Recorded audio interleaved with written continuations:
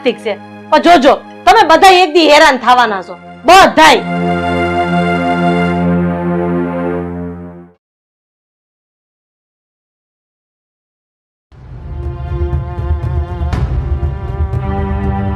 મહારાજ, તમે શું આ નવરા પડ્યા પડ્યા મારી સાસુને ચડાવો છો? કેમ બેટા, શું થયું અને કેમ આવું બોલે છે? તમે રોજ નવા નવા દોરા બનાવીને મારી સાસુને આપ્યા કરો છો. આ શેના દોરા ધાગા કરો છો તમે? બેટા, એ તો હું તારી અને તારા ઘરની રક્ષા માટે દોરા કરીને આપું છું. એટલે તમારા બધા દોરા મારી રક્ષા કરશે એમ ને? હા હા, જરૂર. એમાં કોઈ શંકાનું સ્થાન નથી. અને તને હજી આ દોરાની તાકાતની ખબર નથી કે આ દોરો શું કરી શકે છે. મહારાજ, મારે કાંઈ નથી જાણવું અને હું છે ને આ બધામાં માનતી પણ નથી. એટલે મહેરબાની કરીને હવે મારી સાસુને એક પણ નવો દોરો ના આપતા.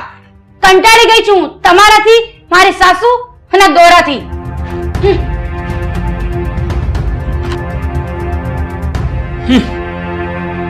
આ બાઈને ખબર નથી કે આ દોરામાં કેટલી તાકાત છે.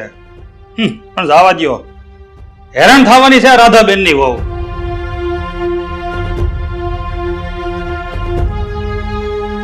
ક્યાં હતો હું? હા,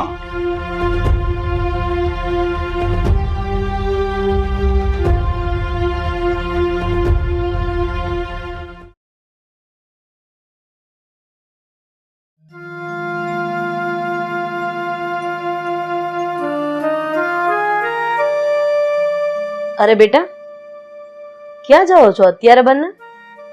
મમ્મી, નિમીને કાલે આખી રાત પેટમાં દુખતું હતું એટલે અમે હોસ્પિટલ બતાવવા જઈએ છીએ. પણ બેટા, આજે ઘરની બહાર પગ ન મુકાય. આજે બુધવાર છે. હે ભગવાન, તમે પાછો તમારો બકવાસ ચાલુ કરી દીધો એમ જ ને? અરે દીકરા, આને બકવાસ નો કહેવાય. મારા જેમ કહેતા હતા કે બુધવાર એટલે પાપનો વાર. બુધવારે કોઈ સારું કામ ન થાય. અરે મમ્મી, કોઈ બીમાર હોય ને તો બહાર જવું પડે, પછી ભલે બુધવાર હોય કે બુધવારનો બાપ હોય. અરે ભાઈ, પણ તું સમજતો કેમ નથી? બુધવારી પાપનો વાર કહેવાય. હા, તમે દવાખાને જાવ છો ને નકામું કઈ કવડું પડશે તો? રહેવા દો દેવા, નથી જવું મારે બતાવવા.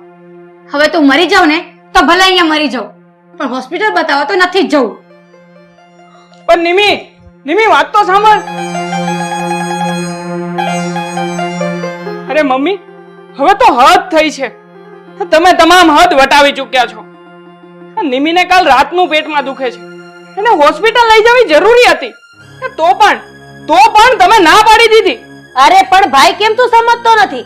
તને કહું છું કે આજે બુધવાર છે. મારા જે